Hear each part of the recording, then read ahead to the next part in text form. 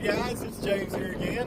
Sheep Life 24.7 down here at Elm Creek Dorpers, and we're about to take some water out to our field. So I want to show you our little setup we got here. It's just a little old 65-gallon water tank, and we got a little thing rigged up here to put water in it. And why we do that is it just makes it easy where the water hose don't jump out of there, and you can just leave it like that.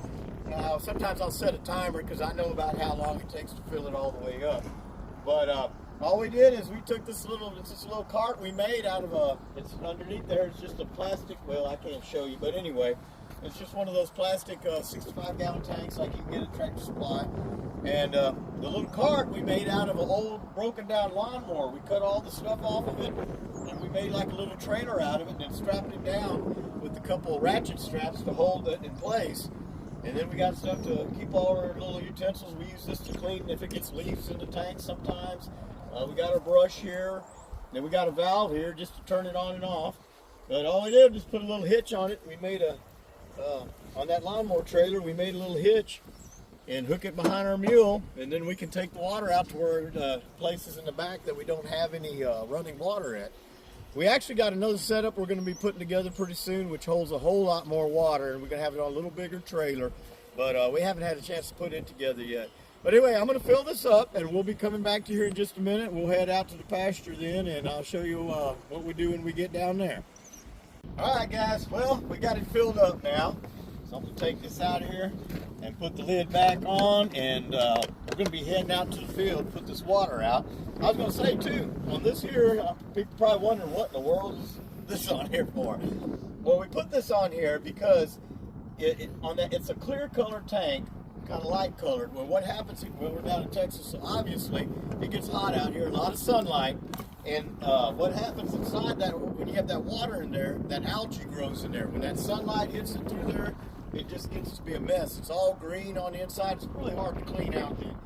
So we just took some old carpet and threw over there and covered it all up. And ever since we did that, it's clean as can be inside there. Nothing, no algae grows in there. It blocks all the sunlight from coming in. Without that sunlight, none of that algae is going to grow. But anyway, we got it loaded up. We're going to head out to the field, and we'll see you when we get there. Move it, girl.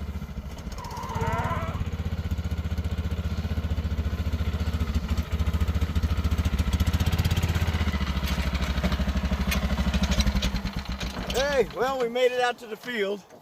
Only problem is I don't have brakes working on my mule right now, so I kind of bypassed my tubs a little bit. Anyway, this is what we do. Watch out, girl. We put water out here for them, and like I said, because we don't have no running water out here. So we got this hose that just wraps up around here, like this.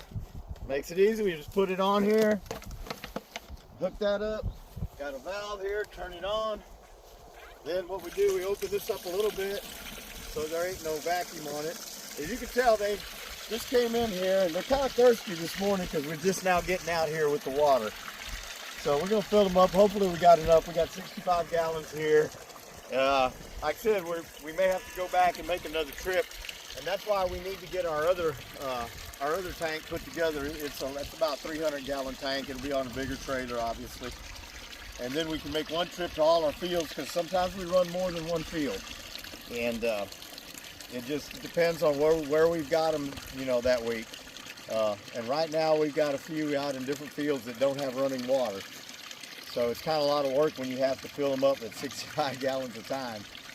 But, like I said, when we started this, we didn't have many sheep, so this worked out just fine. And we're kind of building up a few numbers. And so it's taking a little bit more work now to keep them up and going. But we moved them back here. The grasses are starting to turn a lot greener now. Getting into that springtime. So it doesn't take, this group right now, I think I've got about 107 of them in it. So they can clean it up pretty quick, and you just have to keep rotating pastures in order to keep them going. And sometimes, see, like this here, I'm gonna have to clean up a little bit, but I got my brush right here handy. Put a little bit of water in there.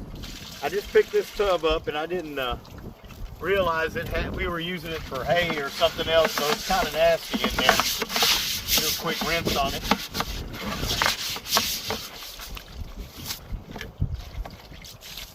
Just to make sure it ain't too bad anyway. But it does the job. Like I said, it's just a little homemade thing that's not very fancy, but it gets the water to them and does what we need. There we go. Like I said, we got this little thing. I don't even know what this came off of. Something looked like maybe a broken fan or something like that, but it works good for what we're doing with it. Yeah. Anyway, that's about all it is. This is how we get water to them out in the back. So, all right, like I said, guys, please subscribe and like our videos, and we'll have plenty more content coming and a lot of new stuff yet. All right, later.